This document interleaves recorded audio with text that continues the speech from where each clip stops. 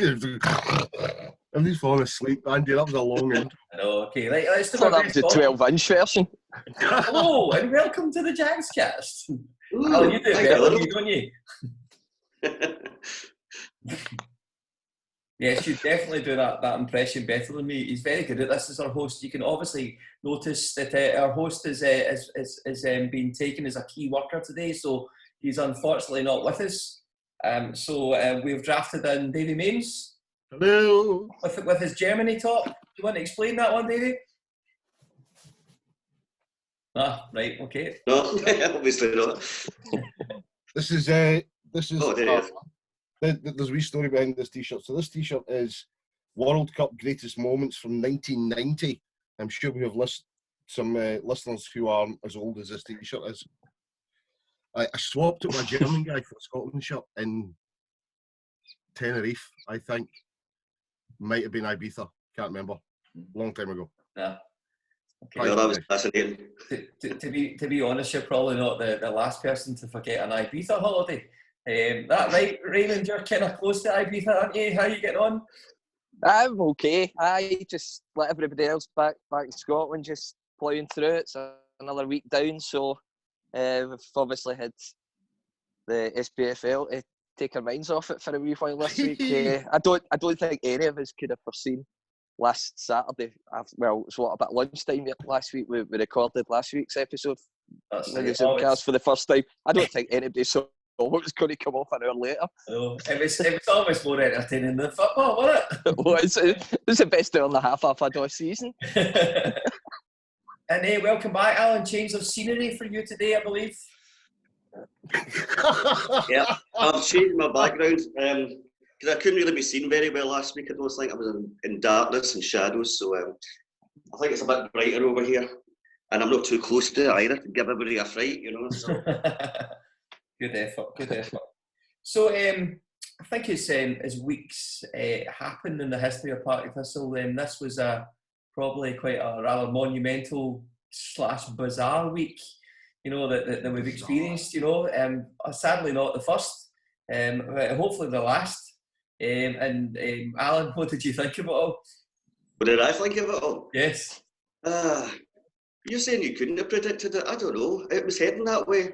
The stuff, the behind-the-scenes stuff, the shenanigans with Dundee, the email not arriving or getting lost or they didn't receive it, them intending to vote, I've forgotten which vote, no. Was their first vote, no, and then changing it to a yes, having had further discussions and something was put to them that they didn't realise in the first place. It stinks, the whole thing stinks. I don't know. What do you think of it? I mean, what do you think of that aspect of it, the Dundee aspect? Well, something horrendous. Why are you allowed to change a vote that has been cast? Well, you're not supposed to. But then they're saying it wasn't cast. So that's the loophole. But everyone's seen the piece of paper. Yeah, and the SPFL did eventually admit to receiving it. But they also then got an email that said, oh, by the way, if you get a vote, don't count it. Which is bizarre. I mean, it's just bizarre.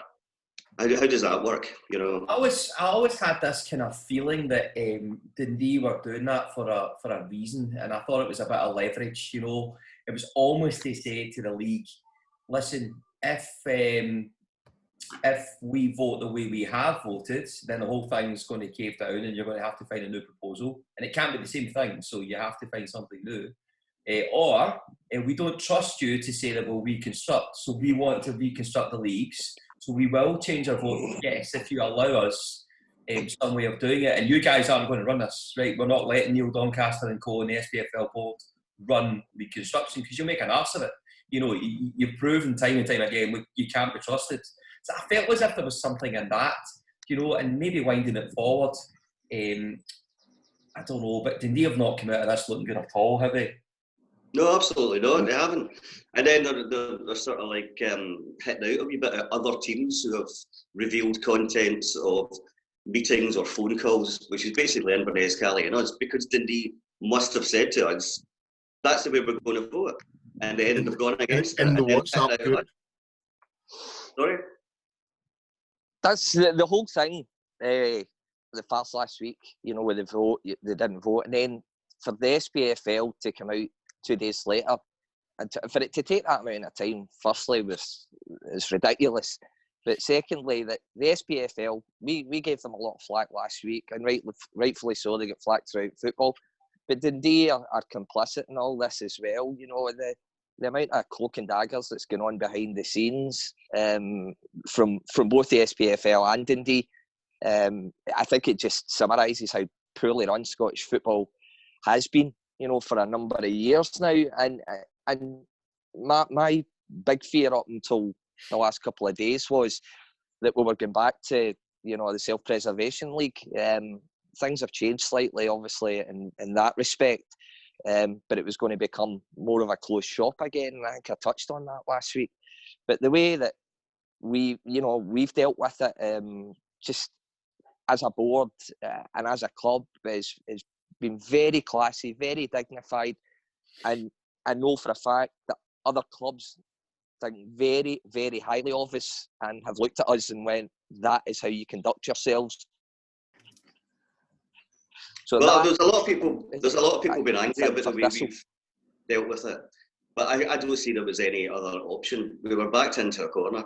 We can't spend money on you know, lawyers, solicitors, fees to some court case, which basically, whatever case we have, and we have a grievance probably rather than a case, they'd just resubmit the vote again and we'd lose out. So we have to get on with it. And just I think that the release, you know? Sorry, Alan, the release of the QC's legal opinion, I think, was a test to see what the SPFL reaction was to it. Possibly, yeah. I think that's right, Davey, because, I mean, see, the thing is, you know, you can understand the initial anger of, you know, the fans or some fans saying, you know, something, why did we ask? Well, look, you're damned if you would have been damned as a club, or the board would have been damned if they hadn't asked the question, and they're damned if they did by a certain amount of fans. If we'd gone to court and won, the SPFL would have run the vote the following day, and it'd have been the same outcome. So we'd have wasted money for a start. Absolutely. On a court case, so we're, you know, that we won the court case, but we never win the vote. And then the other thing is, clubs could have gone under. Now, clubs could have, potentially could have sued. Where the devil does that? I think the club have got it right. I think they've threatened. The SPFL have woken up, listened, and suddenly now, I mean, there was no bribes, no brown envelopes, you know, behind the back because of how we've handled it now. As was released last night, Jackie was asked on. She was invited on. She didn't put herself forward. Some people put themselves forward. Jackie didn't. She was invited on. And now we've got a chance to be at the forefront of restructuring of Scottish football. And that in itself, to be asked on to something like that, just shows you that the way that the club is thought of and the way that, because of how we've dealt with all this week. Yeah, there's, I mean, in my opinion, there's too many clubs out there that have got an agenda, and it's their own agenda, and it's not the greater good of Scottish football, and that's kind of sad. And, you know, if we all have a common interest as clubs, it is Scottish football. You know, without all the clubs, it just doesn't survive. But, you know, Raymond, I think you're right. You know, potentially, you know, we're the victim of this, along with Hearts and Stranraer. You know, and there's maybe a few other people that have got their own grievances, but we've got a legitimate issue, the way we've been treated. And how can we really then, you know, stall this, take this through the courts for other clubs to go bust? You know, for us then to look at that guy, I don't think that sits very well with what our goal is. You know, and that's just to get some kind of justice, some kind of sporting justice, and it's not right. So I think there was not really any choice. Plus the fact, if your revenues are going to reduce going into the Division 1, how can you really spend a good chunk of your money on a legal case, which is kind of pointless anyway? You know, when you probably want to keep that money for trying saving players and saving wages, and, you know, trying to keep as much money within the football club as you could. There were some people, there were some people coming out saying they would contribute to some sort of fund and all the rest of it. But I mean, I think that's just a sort of knee-jerk reaction. You think you're going to do that? Nobody's getting any money just now. For instance, you know, our shops were closed for a month. You know what I mean? I've not got money to put into some sort of fund. People say off the top of their heads, I would fund that, I would be behind that. it'd take us nowhere. It'd take us nowhere. It's unfortunate, but I think the club has done the right thing. It's money that would be better spent trying to keep the squad together or add to the squad to get out of Division 1 if we end up there first time. Exactly. Yeah. So and the other thing that takes us on to the next question. Jobs. The next question is league reconstruction. So Raymond, you want to touch on this one, because my understanding is that you've got two separate votes almost. You have the Premier League, where you've got this 11-1, which we hear about all the time, where you need 11 teams to vote in favour of it, okay? But then you need 75% of the rest of the league to vote for it as well. And last Saturday afternoon, we heard the chairman of Forfar coming on and saying, actually, the prize money isn't the big issue for us just now, it's next year's budgets. And to have Falkirk and Thistle in our division fires about an extra 6 figures onto our budget. The amount of fans, we're taking 500 fans away from home twice a season. That's an awful lot more than what an Edinburgh City is going to do, or certain other clubs. So, I mean, how are we going to how's this going to get passed? I think I think now, because of the situation that they got their vote, the SPFL clubs have now had to come back and look at this and go, do you know something? We need to do something. Fans are angry, and they're rightfully angry.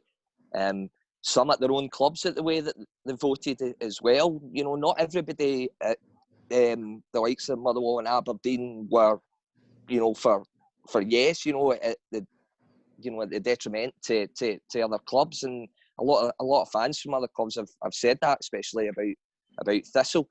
This restructuring process, in whichever form, it will be. Let's not kid ourselves, guys. It'll be temporary for the top league. It will be temporary, whether it's a year, whether it's 2 years, whether it's 3 years, right? But my understanding is it's got a higher chance of going through them. Many people realise, because chairmen of other clubs up and down the country have realised, listen, we need to do something. We need to fix this. We're going to be a laughing stock here. We already are, for the situation that we've put ourselves in and that we voted in. Our big problem, I think, as you said, Donners, is the lower leagues. That is going to be a bigger problem. Championship, I don't see being a problem. And I don't think, as my understanding is, the Premiership will not be as difficult as people think. The lower league clubs are the big problem. Well, it comes down to revenue, I think. I was going to ask you, David, right? Raymond says their championship clubs wouldn't be an issue, right? Let's just say you are, an Ayr United or an Alloa, right? Mm-hmm. How many fans are Hearts going to bring next season? They'll fill your stadium, right? Compared to Thistle, right? We'll bring a good chunk, right? But we're in a different level for Hearts. So, championship clubs are going to lose out of this one as well. So how are they all going to vote in favour of this? Especially if it's only for one season, because, if you're then going to 14 teams for one league, well, what happens the following season? Is there no promotion? Is it 3 go down? How are we going to do it? I can't see a temporary solution being voted for by championship clubs. Although we're losing Dundee United, then we're gaining Hearts. Or the championship is losing Dundee United and gaining Hearts. The actual problem, I think, lies in the mid-tier Premiership clubs, because they've lost Hearts. Yeah. And if you're going to go in there, I think the reason that Raymond's view is absolutely right is that what you're saying to the mid-tier clubs is that we're going to bring more revenue and more fans. The difficulty will be how you get 4 Old Firm games into a 14-team league, because that's what the Sky money is then based on. Yeah, I think that's the only stumbling block. So I was just saying, it always comes back to that. Always comes back to money, TV money. But I think Scottish football has to exist on its own without TV money. Because it's only the top end that get it anyway. It does. It does currently. Of all the European leagues, we rely on bums on seats for that largest portion of our revenue. So 43% of Scottish football revenue is bums on seats. For the first time next season, we've got a decent deal with Sky for TV money, but Sky want the Old Firm games because that's all they're really interested in. Maybe a couple of New Firm derbies, and Sky could still have a big say in this. in terms of whether they want to cover 14 teams or whether they've budgeted to cover 12. I personally think we undersell the game here, right? Yeah, Oh, yeah. But I'm at the Old Firm games. I would say that, right? Effectively, Sky are getting cheap content. They need content, right? If they don't have Scottish football, what are they going to fill it with, right? They need content to show on their screens. We'll show more championship games. Well, that's more expensive than the SPFL. They're getting cheap content. We need to go to them and say, you're only going to get 2 Old Firm games. But you know what? See with that, there'll be no demand, there'll be no excitement. But there'll be more people paying for it to get it. And you can still show your Friday night games and your other games. We're potentially looking at changing the rules for 3 o'clock games being showed on the television now.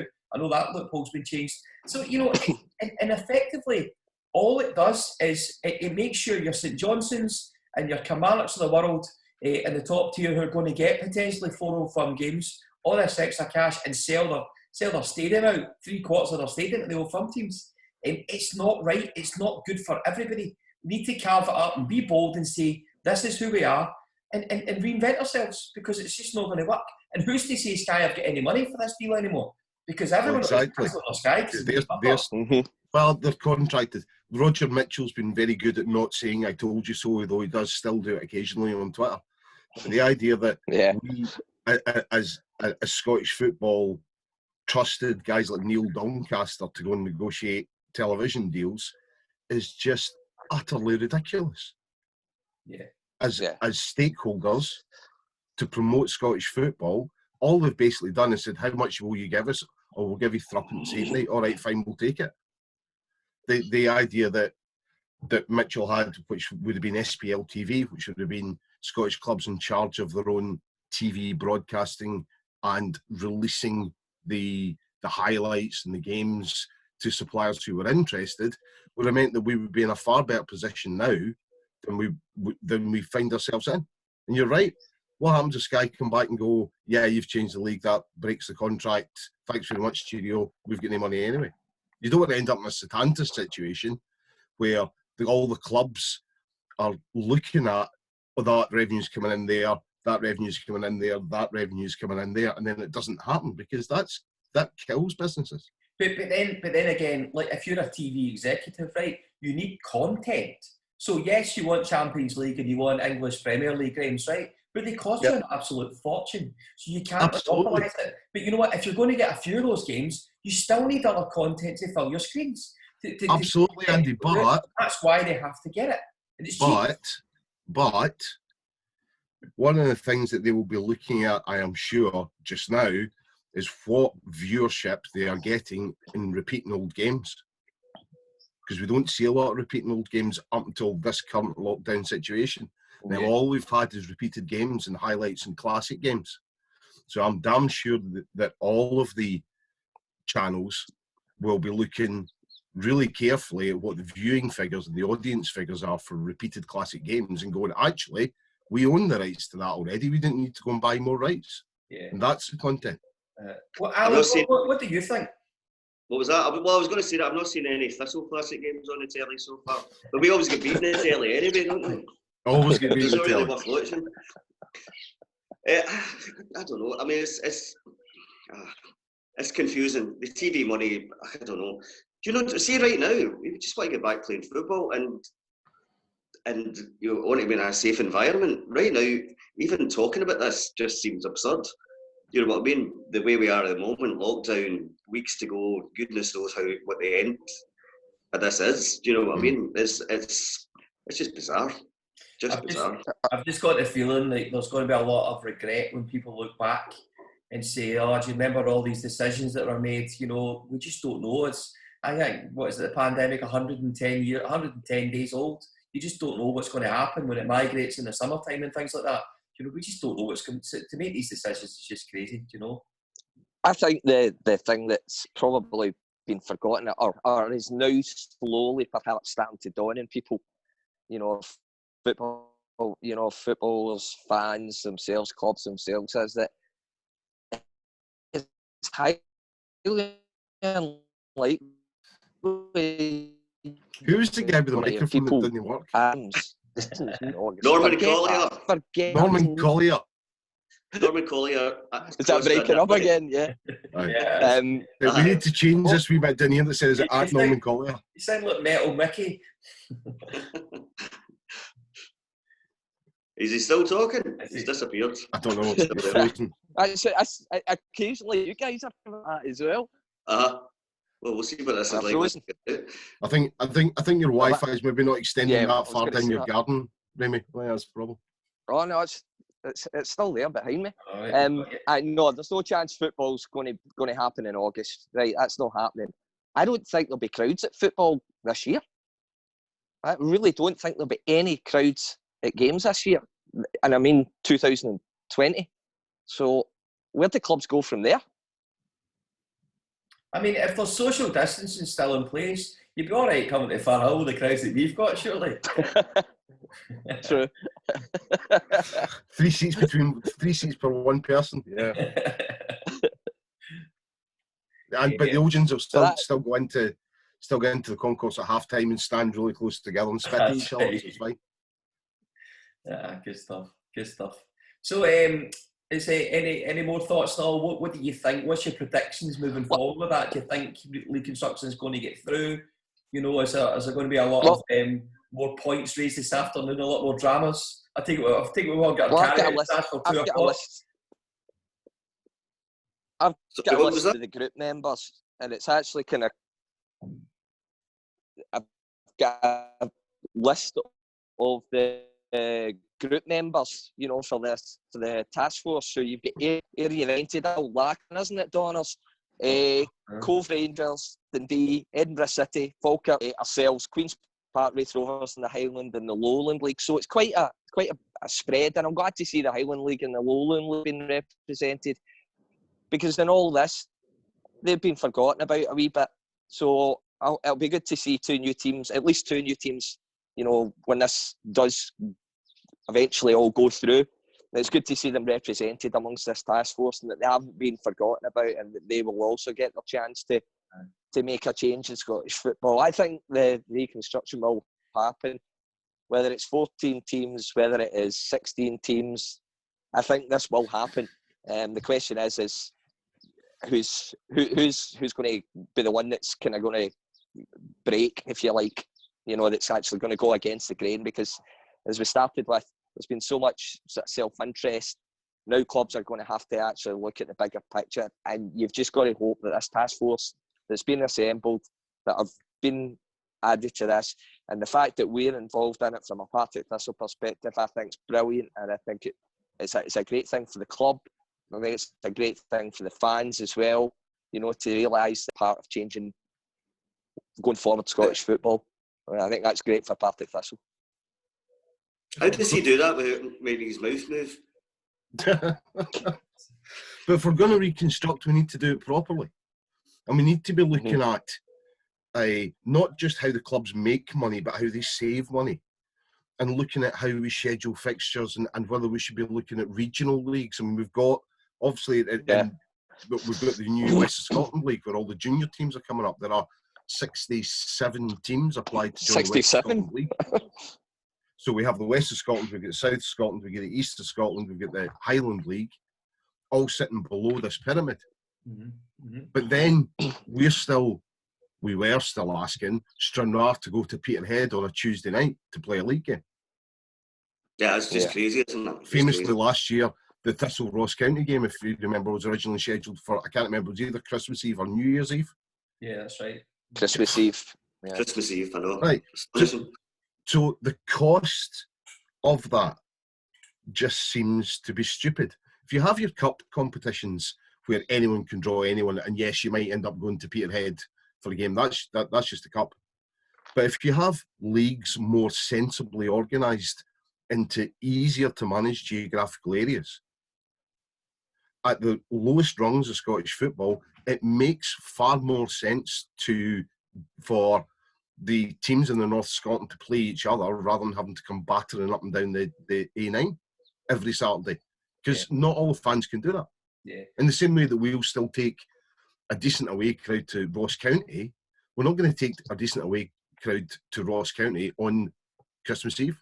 And you know, I totally agree, but I just can't see that. I can't see them doing that. It's the same way, like, there's one good way to avoid that. Let's not have winter football. Nobody's get any money in December because they've got works night outs and Santa Claus and all these kind of things. So why don't we just play it in the summertime? Do you know, we don't qualify for any blooming tournaments anyway. Let's start with these stupid expectations and live within our own means. You know, but that's not going to happen. I don't. That's too sensible, Andy. That's way too sensible, because that would mean that we could get a really good deal with Sky TV, for example, to give them the new match content during the summer when all the during the summer, I know, it would be perfect.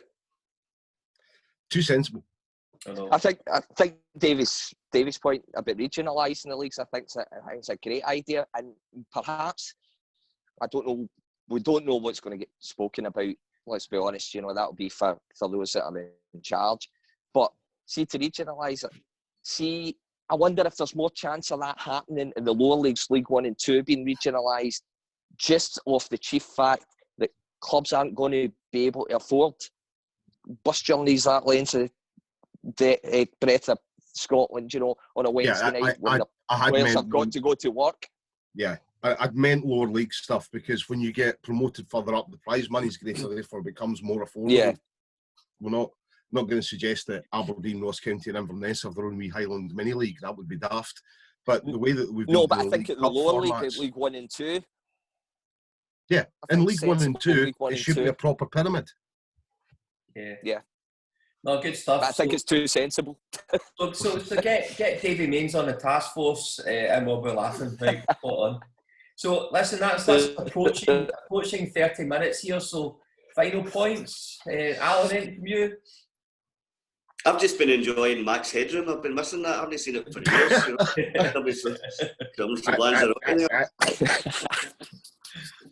Yeah, as usual, always a joke. Last week it was Hollywood. I just we're going to have some good stuff coming up.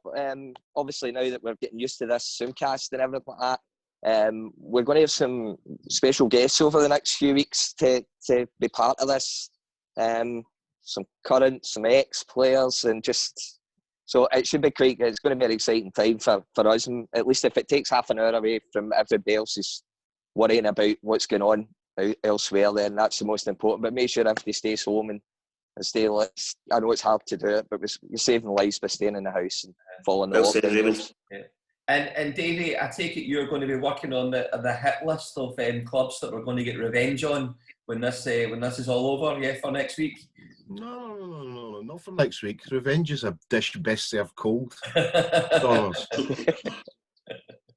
We should come back to that. Good stuff. If you think I'm ever going near Dens Park again, no, that's it. Never. Yeah, the best serves cold as well, aren't they? No. Right, so I think we'll finish up. Alan, I'll probably let you kind of do the end and the best Donald impression. So what do you usually finish up with? So that's goodbye from the Jagscast. I hope you all enjoyed it, and until we meet again, Money Jags. Money Jags. Jags.